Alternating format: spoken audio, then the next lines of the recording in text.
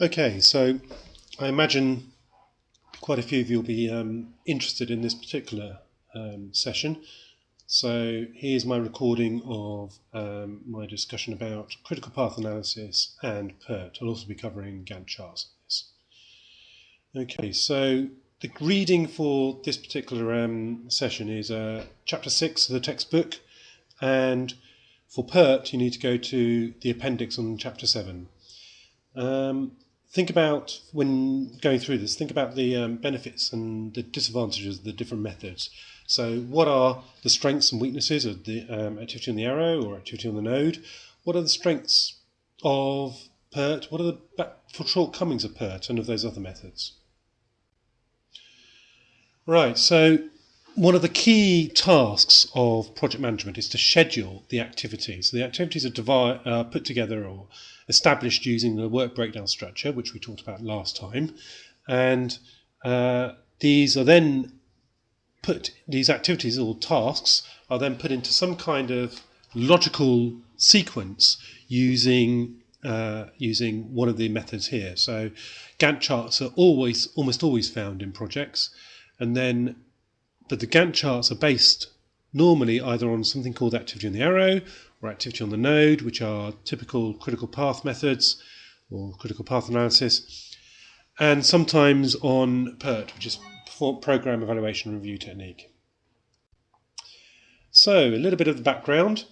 What's the purpose of project scheduling? Why do this? Why schedule the different activities and tasks within the project into a particular structure or order using one of the methods which I will discuss?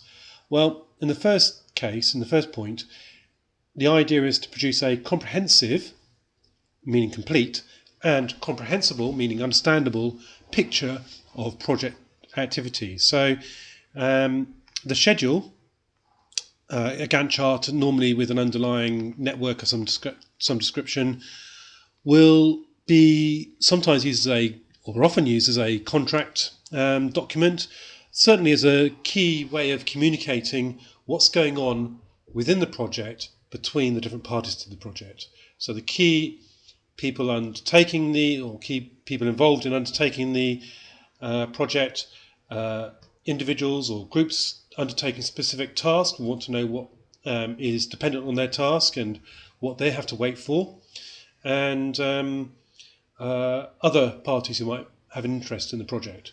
So it's a picture, it's a diagram which can be shared. It's also sometimes a contract document. It underpins the estimating of the project and also the subsequent control of the project once the project commences.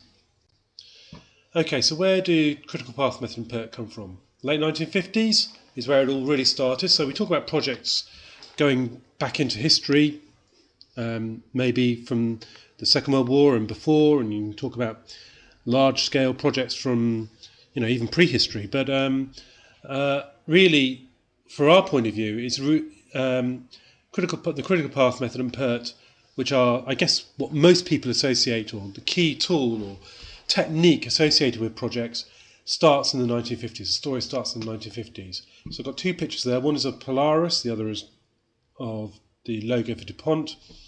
The critical path method was devised by DuPont for several of their different projects which they were undertaking. They wanted to get a bit more of a grasp of and control over the project, and they devised the critical path method for that. It's deterministic, which means that activities or tasks are given specific durations, and then these are all added up together to establish the overall duration of the project. PERT was devised by the US Navy for Polaris. As you can see there, their consultants and the many contractors involved in an incredibly complex project wanted some means of understanding the schedule in relationship to risk analysis. So they devised PERT to do this. So it's probabilistic, which means it incorporates a notion of risk within the schedule. Okay, so I'm going to start with Gantt charts, and Gantt charts are really the output, the object which people talk about, discuss, which gets modified and changed on a day-to-day basis, sometimes a hour-by-hour basis. You'll find Gantt charts in pretty much any project management office, and it forms the centerpiece normally for project meetings. So, developed in the early 20th century by Gantt, there's a picture of him, and he was a contemporary of Frederick Taylor, who I'm sure you've heard of, and who's associated with Fordism. So they were the Gantt chart, which was devised for scheduling work, and Taylor's scientific methods of management all came around the same time. And the Gantt chart stuck with us all these years later. It's still used in projects and also in general operations, but mainly in projects. Okay, so developed in the early 20th century. It's a pictorial model, very simple. Anyone can understand it. Children can understand a Gantt chart. It makes very a lot of sense and is intuitive, I think. It can show progress. It can be used for resource planning, although it's not great for that. And it can show interrelationships between activities or tasks and the critical path. So it's able to show these things. It's not brilliant at showing these things, but in terms of something which everyone can understand and make sense of, it's pretty handy for showing some of these issues, some of these factors and projects.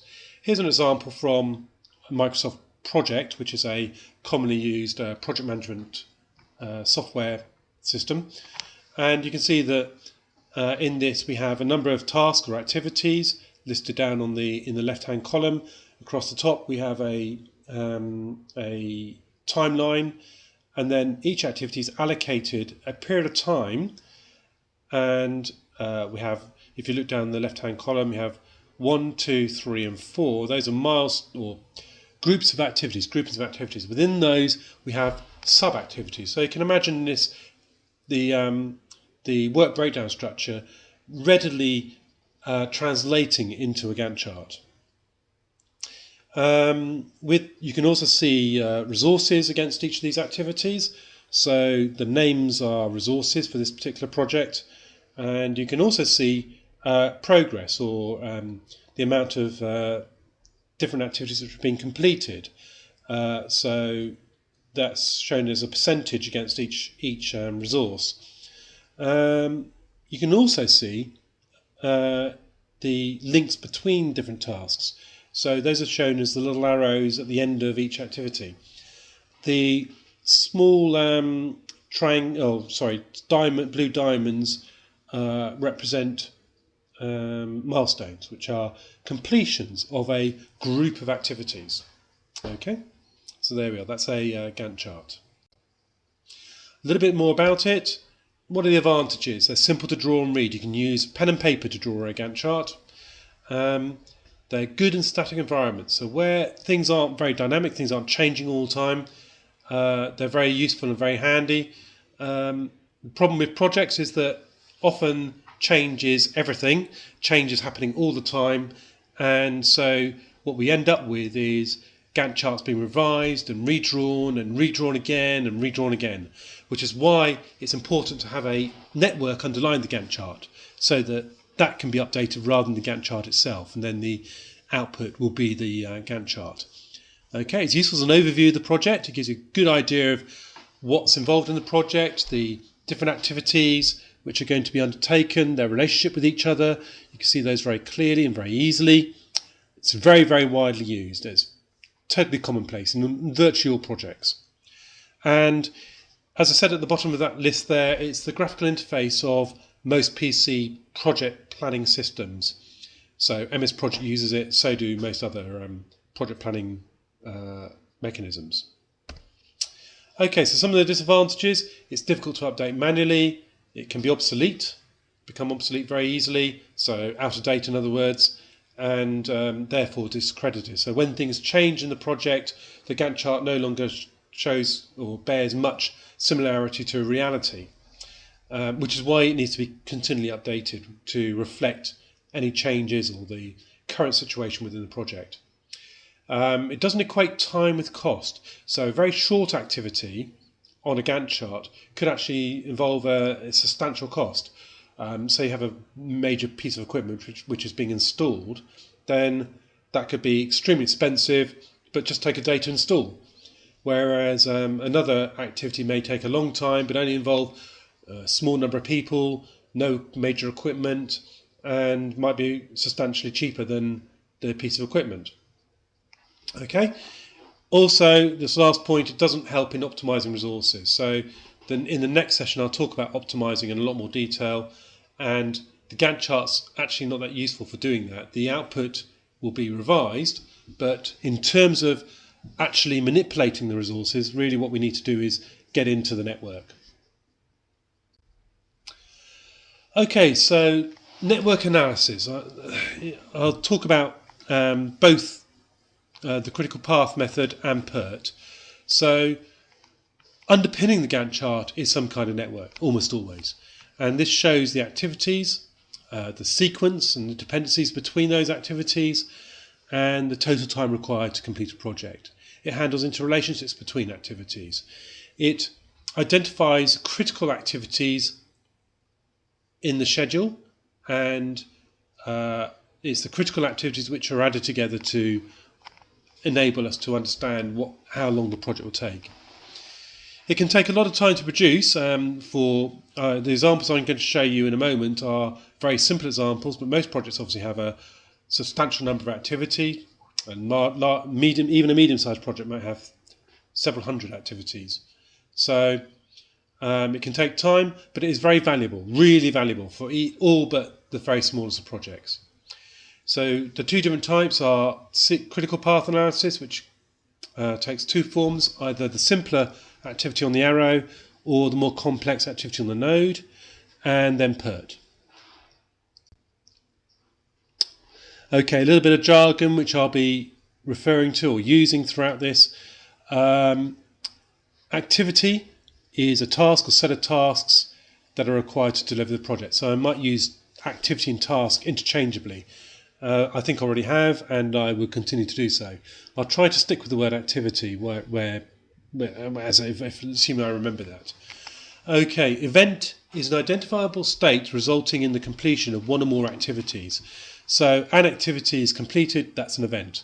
A group of interconnected activities is completed, that's also an event. Okay, milestones are identifiable noteworthy events marking significant progress, often used for payment purposes or for releasing information, and I won't really be talking about milestones very much in this session. Okay, the network is defined as a diagram of nodes and directional arcs that define the project and illustrate the relationships between the activities. The nodes are points, events, normally, and the directional arcs are straight line arrows. Okay, the path is a series of connected activities between any two events. Now, the important thing, and the clues in the title of this session, the critical path is the set of activities on a path from the project start event, in other words, beginning of the project, to the finish event, which is the end of the project, that, if delayed, will delay the completion of the project. Okay, so this was normally a single line of single path, but multiple paths can be critical paths, can all be critical. The critical event is the time required to complete all the activities on the critical path. In other words, it's the duration of the project, the completion of the project. Okay. Something I haven't mentioned on this jargon buster is the term, which I'll include in a revised version of this for next year, I think, is the term float or slack, both of which are used. This is time available within the project which will enable tasks to be moved around without delaying the project. Okay, so let's talk about building the network. We have activity in the arrow. Event 1 is 1, event 2 is 2. The activity, or activity on the arrow, is the arrow which links those two events. Activity on the node. Activity is in the node, as the title suggests, and all the arrow does in activity on the node is show the relationship between activities. It does nothing else. Okay, some rules. Networks always flow from left to right, and activity cannot begin until all preceding connected activities have been completed.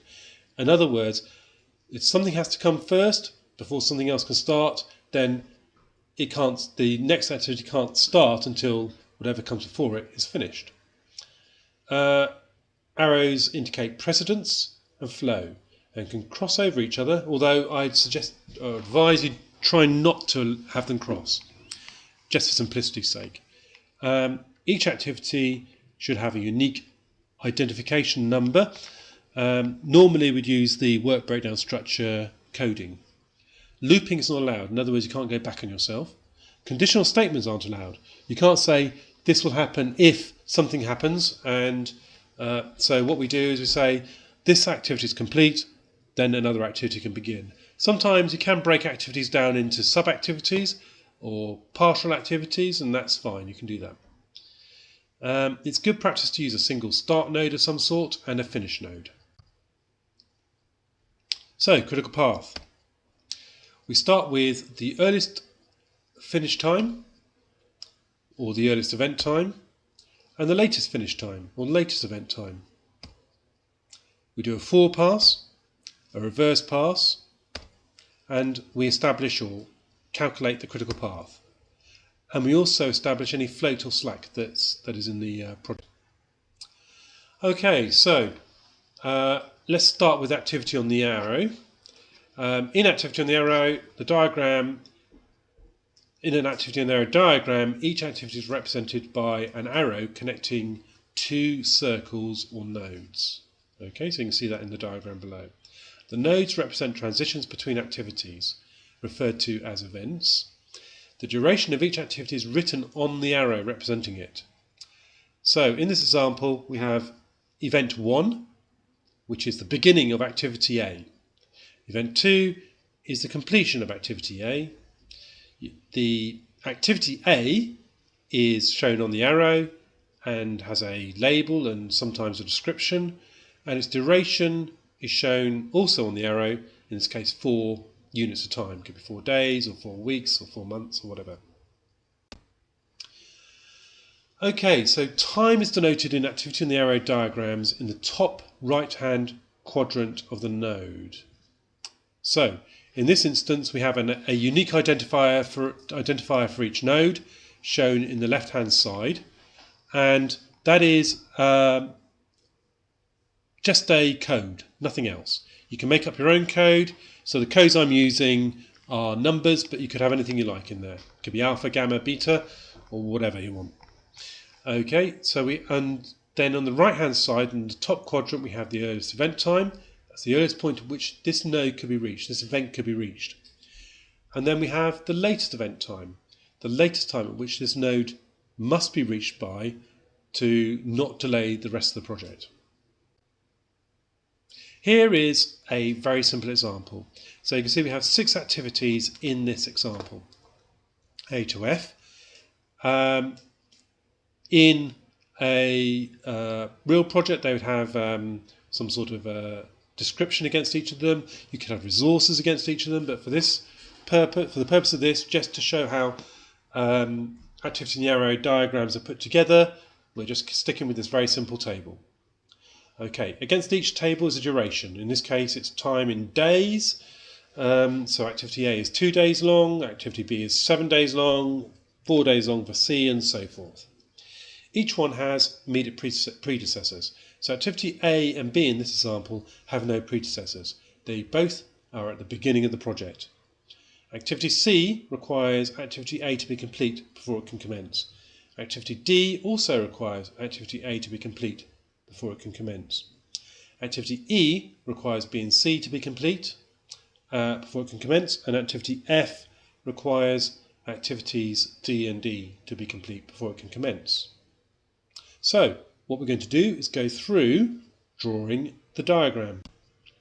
Okay, so it's activity on the arrow. So you can see that activities A and B start at the beginning of the project. So 10, event 10 is just a code. Remember, 10 is just a code.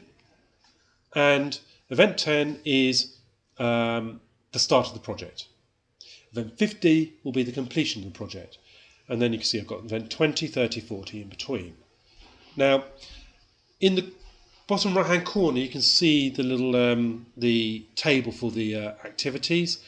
So activity A is 2 days long, activity B is 7 days long. Now, activity C and D are dependent on activity A being complete. So activity A goes from event 10 to event 20, at which point activities D and C can commence, and they will both start at event 20. Activity B starts also at event 10 and goes to, in this case, to event 30.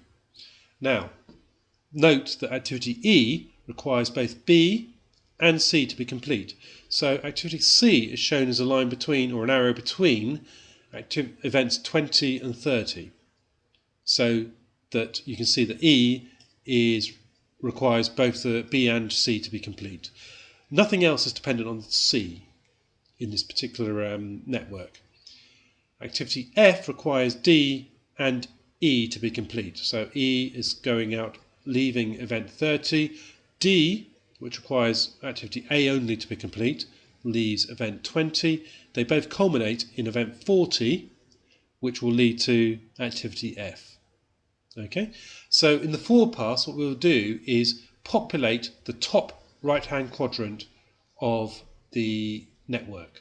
So we'll begin at event 10. There is no duration, 0. It's the beginning of the project. No time has passed. Activity event 20, only one activity is leading into that event, which is activity A. So in the top right-hand quadrant, we'll put 2 for the duration of activity A to get to event 20. Now, event 30 has 2 paths leading to it, A, C, or B. Okay, so what we do is we take the longer of the two. It's the earliest point at which this event can be reached without delaying the project. So activity A, C, that path, is 6 days long. Activity B is 7 days long. So we take the longest of those two, 7, and we'll put 7 into the top right-hand quadrant of event 30. Now, the next one is event 40. So what we will do is we'll look again for the longest path. We could go AD, or ACE, or BE. So you just add up the durations of each one. So AD is 5, ACE is 8, and BE is 2. The longest path is B, and then E. So we've got 7 already in the top right-hand quadrant of the event 30. Add 2 will give us 9. We've got 2 in the top right-hand quadrant of event 20. Add 3 will give us 5. The longest duration is 9. So put 9 in the top right-hand quadrant of event 40, and then there's only one activity leading to event 50, which is 3. So we've got 9 plus 3 gives us 12. So the duration of the project will be 12 days. And that should be shown in the next diagram. There it is. So you can see all those numbers I just went through listed in the top right-hand quadrants of each event. Okay, so that's the forward pass. The reverse pass is starting at the end, event 12, and then going backwards through the project. So we've started event 50, where we have 12 in the top right-hand quadrant. Just take that number down to the bottom. That's the end of the project. Take that number down to the bottom, and that gives us 12 underneath it, 12 in the bottom right-hand quadrant. Okay, 12 minus 3 is only one activity between event 50 and event 40 is 9. So we put 9 underneath in the bottom right-hand quadrant of event 40. Now, going back down to event 30 is easy. We just take 9 minus 2, activity E is 2 days long, It's only one activity leading into, going backwards into event 30. So we just put 9 at the bottom there, in the bottom right-hand quadrant. Sorry, 7, beg your pardon. So 9 minus 2 is 7. Things become a bit more complicated, as you can imagine, with event 20. We have 2 activities which began at event 20. So what we're doing is we're looking for the longest duration again to get back to that time. So 9 minus 3 is one approach we could take. That would be 6. Or a longer duration is 7 minus 4, which is 3. Okay, so what we'll do is we'll put the smaller number of those 2, which represents a longer duration to get back, the smaller number of those 2 in the bottom left-hand quadrant of event 20. Okay, so that'll be a 3.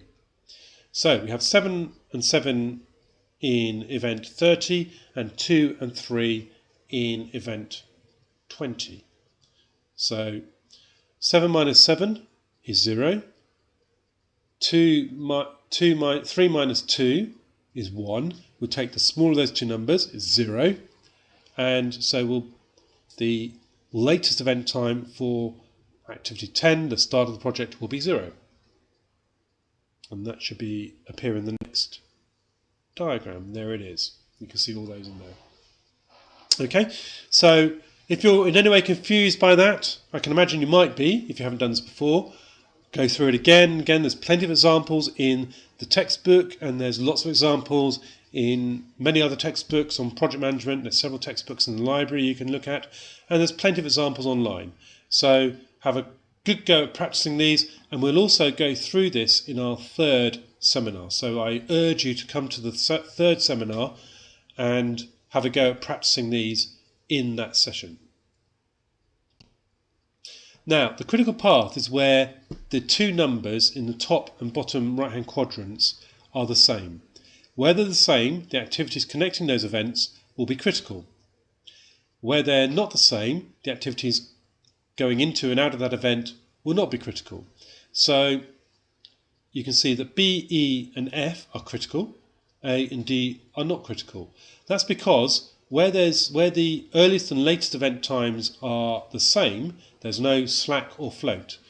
Where they're different, there's a period of time which you can call slack or float, which means that the activities either leading into that event or leaving that event could be moved a little bit, started a bit later, and the project would not be delayed. Okay, I talked a little bit about dummy activities. You don't really need to know about dummy activities for the exam, but you do need to know about dummy activities in general. So you just need to know that it exists, really. I'll talk about this very briefly and go through it very quickly. Diagram, previous table. F doesn't require C to be completed, only D. Okay, so this is incorrect because it's showing F requiring C and D to be complete. And you can see F, the logic is incorrect because F only has D as a predecessor. Okay, earliest start times and all subsequent calculations for E and G may be incorrect. We don't know for sure, they may not be incorrect, but they may be incorrect. So, how do we overcome this? We overcome this by showing a dummy activity. Now, in this case, what we're showing is the same network, but this time we've shown a dummy activity which is showing that it requires D to be complete. The dummy activity has no reference, no duration, nothing like that. All it's showing is a connection or an interconnection between activities. Okay, so this is showing F requiring only D to be complete, whereas E requires C and D to be complete. Okay, it maintains the logic of the network, and we can complete a forward and reverse pass, as you can see.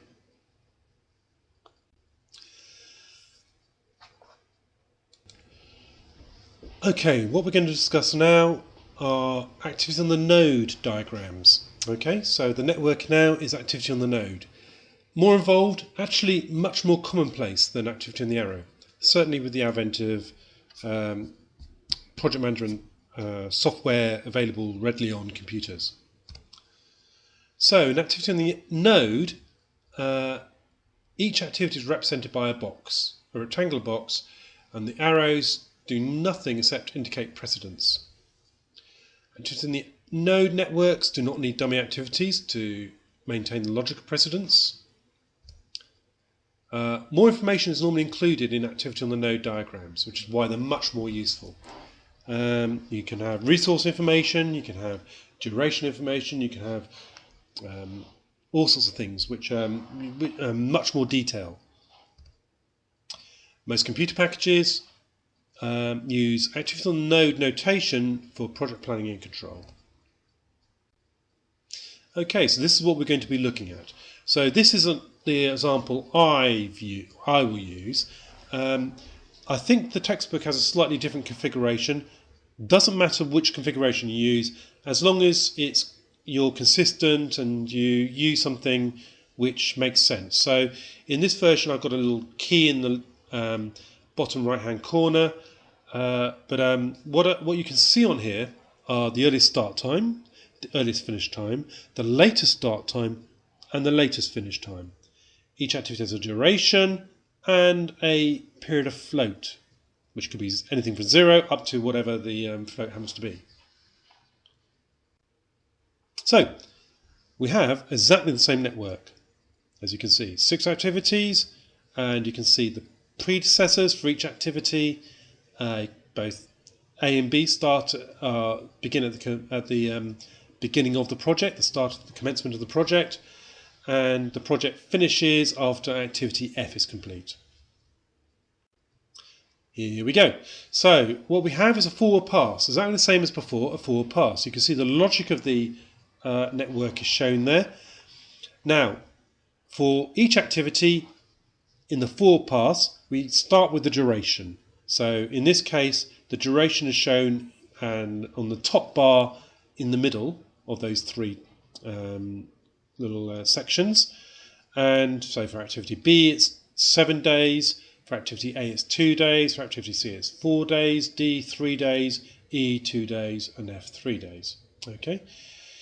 Both A and B begin at the commencement of the project. So remember the arrows show no duration. There's no importance to the arrows except to show connections.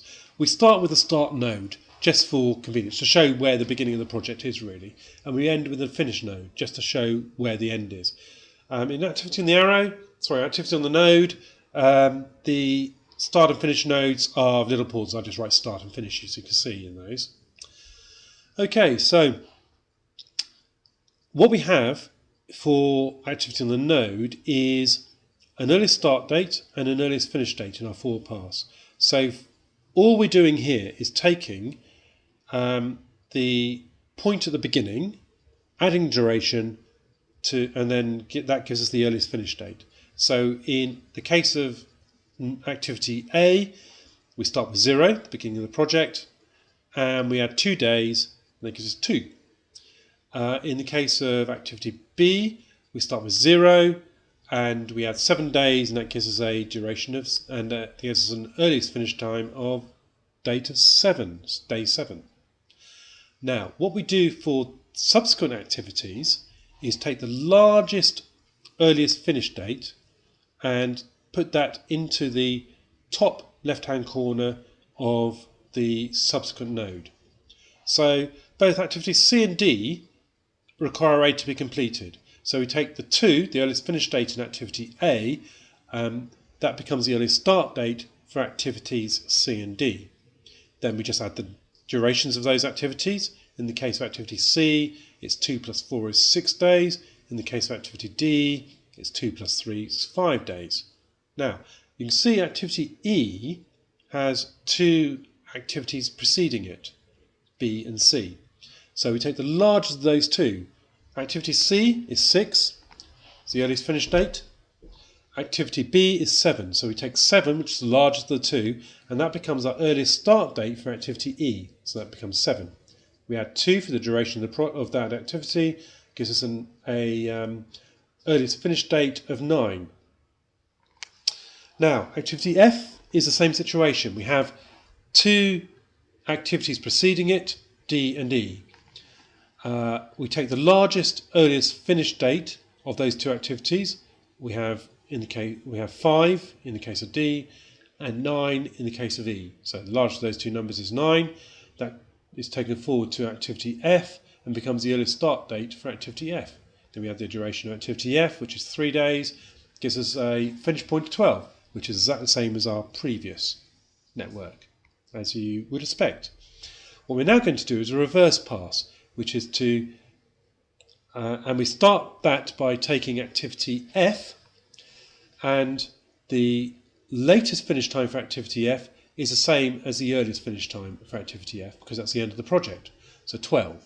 So the 12 in the top right hand corner of activity F gets taken down to the bottom right hand corner and becomes 12 there. What we will do is deduct the duration of this activity, which is 3 days, so 12 minus 3 is 9. So in the bottom left hand corner we will have a 9.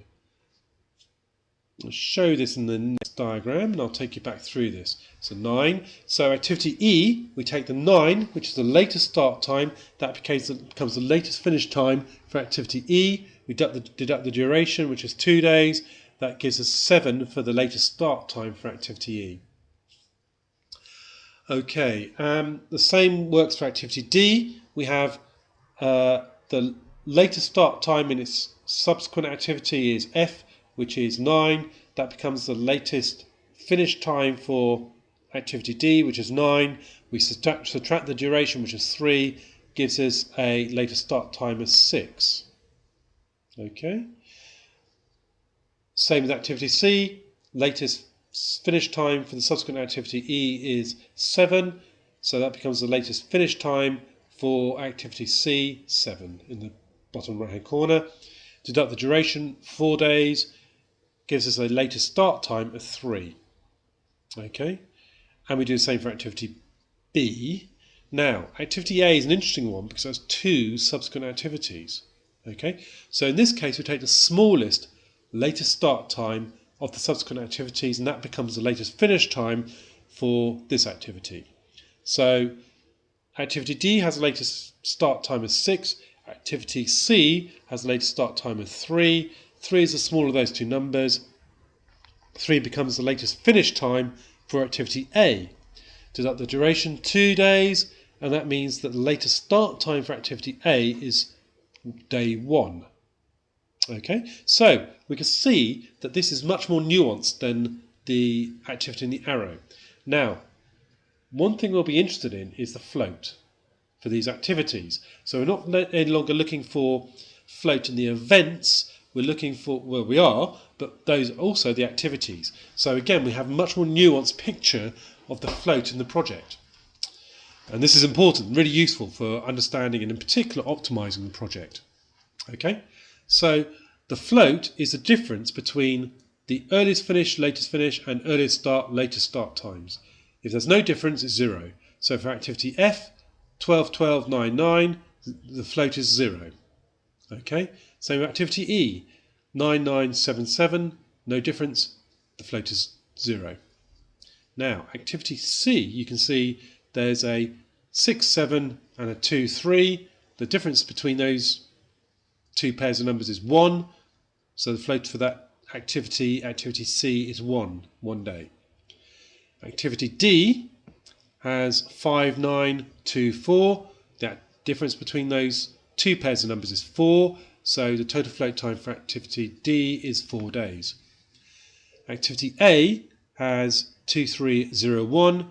The difference between those two pairs of numbers is 1. So total float for activity A is 1. Activity B, 7, 7, 0, 0. There's no difference. So activity B has a float of 0. Okay. Where there's no float on an activity, that activity is critical, and it's the linking between those activities. There should always be a path of activities, a route of activities through the network which are all interconnected, which will all have 0 float, all be critical. The ones with float are not critical. And that'll be shown in the next diagram. So B, E and F have no float. They are critical, and the path from the start to finish is shown as the interconnection between those activities. A, C and D all have floats, so therefore they can move. So activity A can start one day later, still finish, and not delay the project. Similarly, activity C can start one day later, still finish, and not delay the project. Activity D, you can see, can start 1, 2, 3 or 4 days later and not affect the duration of the project. Okay, so hopefully that makes sense. Again, you need to go through this example, through the examples we'll do in in the third seminar session, and try examples in the book, in other books which are available, and also dozens and dozens of examples online. Okay, so a little bit of summary of those two. So the advantage of activity on the arrow, it's simple, easy to trace paths with activity event numbering scheme, and has a sense of flow. You can see a progression through the project. It's easy to draw, with particularly complex dependencies and relationships between activities. And the key events and milestones can easily be flagged. So where you're using pen and paper, where you've got a relatively simple project, where there's complex dependencies, and where you'll be doing it manually, activity on the arrow is by far the easiest approach. The drawback of activity on the arrow is often the need for dummy activities, which makes it difficult to envisage what's going on, and the emphasis on events and milestones detracts from the activities themselves, and therefore the network has less nuance. With activity on the node, the advantages are no dummy activities. Events are not used, just activities themselves. The event effectively is the activity, the beginning and the end of the activity. Activity in the node is easy to draw where dependencies and relationships are straightforward. So if you're doing it manually, activity on the node is easy where there's very few complex relationships. And activity on the activity emphasis is easily understood by all levels of the organisation. Okay, so someone or a group of people undertaking a particular task or activity will be able to see what's going on with their specific activity or small group of activities. The disadvantages are path tracing by activity number can be difficult to envisage, so there's less of a sense of flow. Network drawing and understanding is difficult when dependencies are numerous and complex. It's all handled by software for nearly all projects. So all medium and large projects will employ computer software which will enable activity on the node to be readily used. Here's an example of the differences. So here's a series of activities, A, B and C, have no predecessors. Imagine they're somewhere in the middle of the project. And K, L and M are both dependent on A, B and C being completed. This is activity in the arrow showing that particular table of activities. You can see that we have events and activities on the arrow. A, B and C are activities on the arrow. They have a starting event and they all culminate in one event. K, L and M require that event to be complete before they can all begin. Okay, because they all are dependent on A, B and C being completed. You can see very clearly what's going on there. This is the same network using activity on the node, and you can see that it's much more complex. Easy to handle using computer software, very difficult to handle manually or to understand manually. Can't really look at this and make sense of it. Okay, so to finish this session, what we're going to talk about is PERT. Okay, this is a little bit more complex and really is important for complex, large projects. It's where we're trying to link risk and duration or schedule together. So the question we begin with is, can we accurately predict the duration, cost and resource requirements of a planned activity? The answer is probably no. Okay, so we normally have, well, either random errors, well these will all balance out when summed, or bias or systematic errors.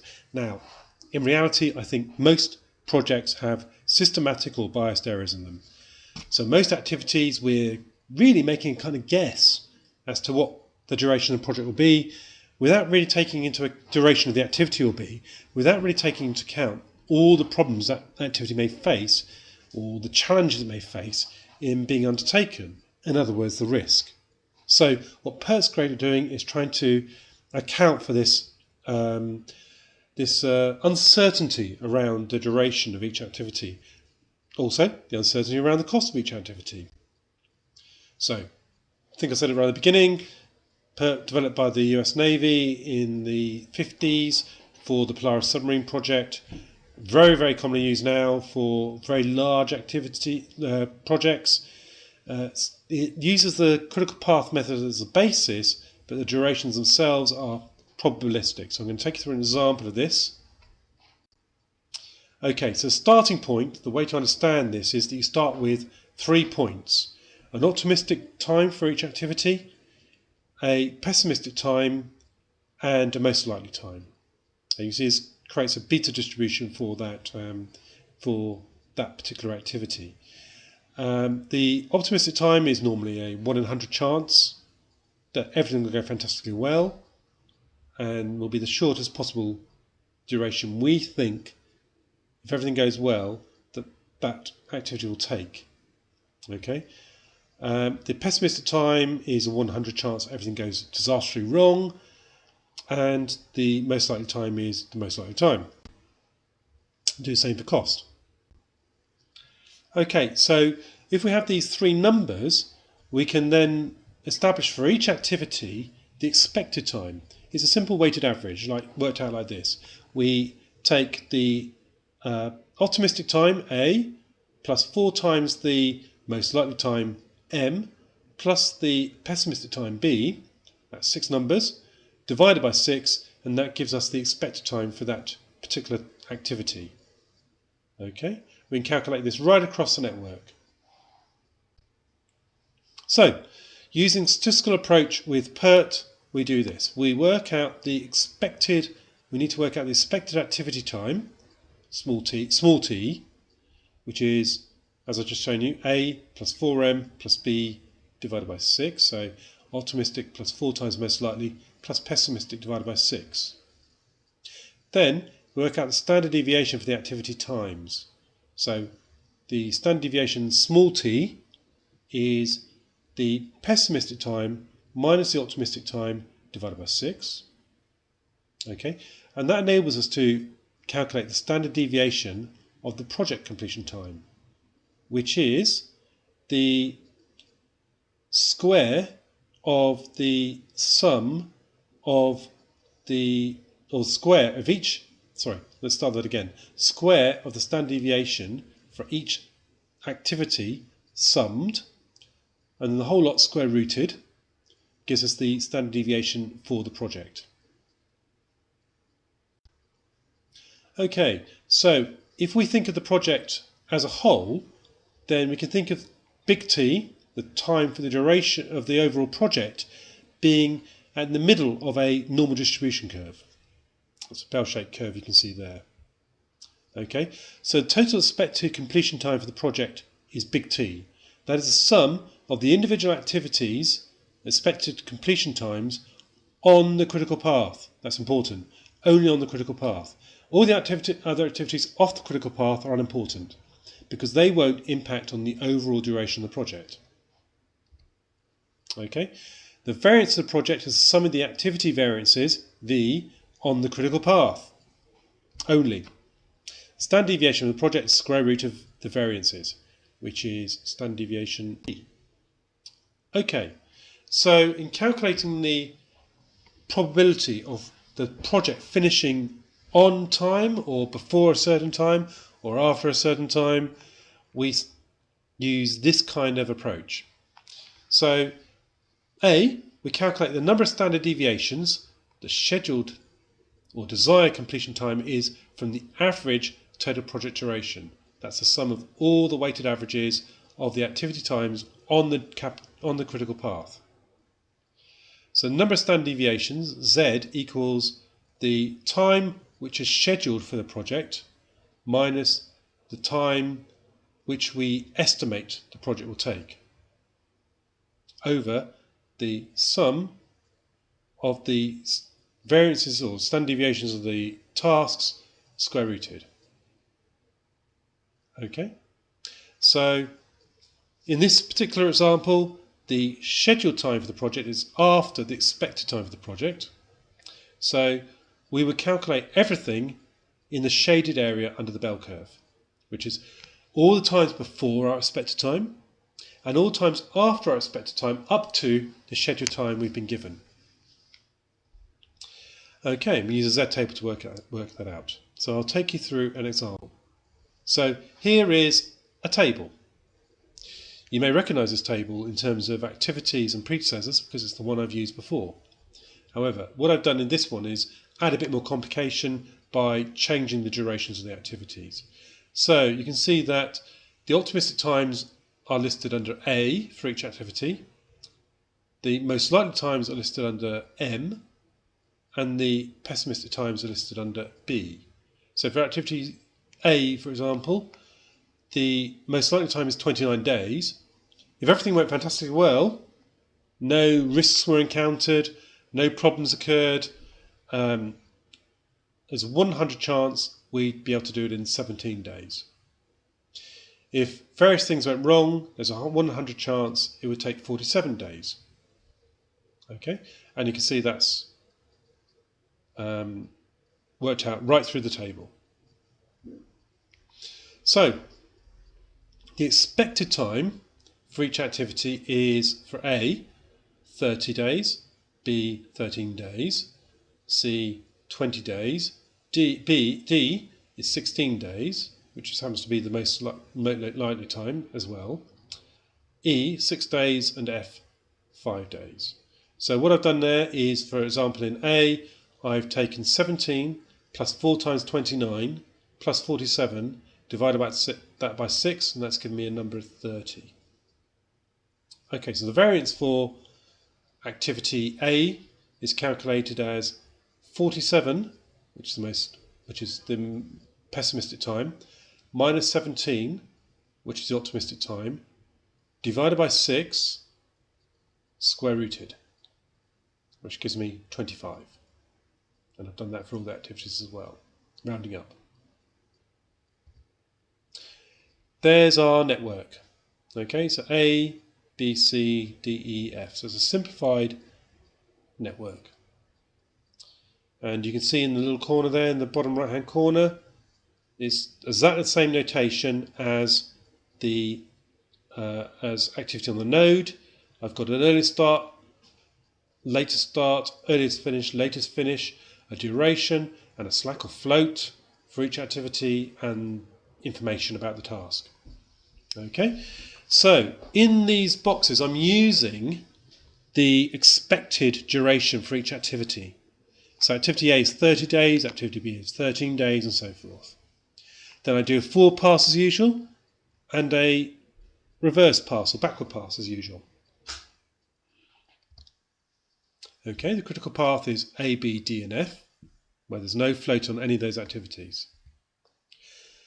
And the variances I'll be using to work out the standard deviation of the project will be the activities, the variance on each of the activities on the critical path. So in this case, C and E are unimportant for our calculations. They could become important if we were to optimize the project and those activities were to become critical, or if later on in the project if things changed and those activities for some reason became critical, or we use the float in those activities to begin those activities later and they therefore became critical. So they might become important, but at this stage they're not important. Z table and look at point 5. Where is point 5? So if you look down the right hand column, point 5 is somewhere between point 4 and point 6. So our Z value will be, so our probability will be somewhere between 0.655 and 0.726. Okay, we'll go back. What does that tell us? That tells us that the project has a 69% chance of finishing on or before day 67 of the project, of the scheduled time. Okay, and similarly, a 31% chance of finishing after that date. Okay, so finally, some takeaway points. The project schedule is a key document. It's absolutely crucial. If you talk to project managers, nearly all of them, if you talk to them about the key techniques they use, one of the key techniques is scheduling. Okay, schedule can include resource information, responsibilities. It's a key means of communication and often becomes a contractual document. The main forms are the Gantt chart, which is an output, the network analysis, which is either deterministic or probabilistic. Okay, in practice, all these techniques are used. Activity in the hour, I think it's fair to say, is the least used now because it only gets used really for very small projects.